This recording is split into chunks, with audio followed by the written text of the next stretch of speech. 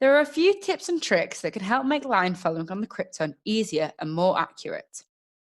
The first is crossing time in your intersection tracing block. When using intersection tracing, which is following a black line until you meet an intersection, usually you set the speed and number of loops with the crossing time 0. This means the robot will stop immediately when it meets an intersection.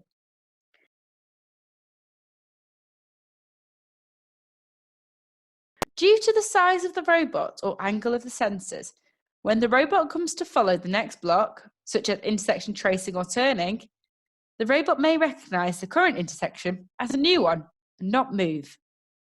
To stop this from happening, you can add a short crossing time.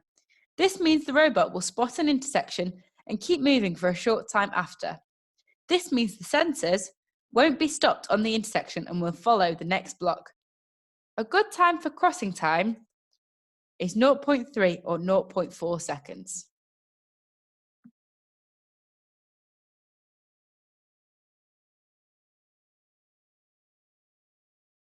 When using the turning or swerving block, due to the size of the Krypton, the robot may not turn enough onto the next line to continue line following. To ensure the robot does a full turn, we can change the ending position. Usually this is middle. This means the robot stops turning when the middle sensor is on the black line. To increase the turn when turning left, change the end position to right deviated or centre right.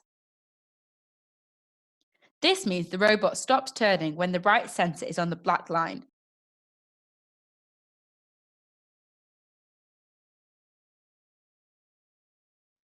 When turning right,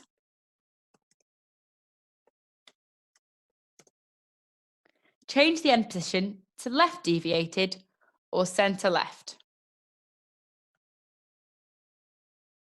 This means the robot will stop turning when the left sensor is on the black line.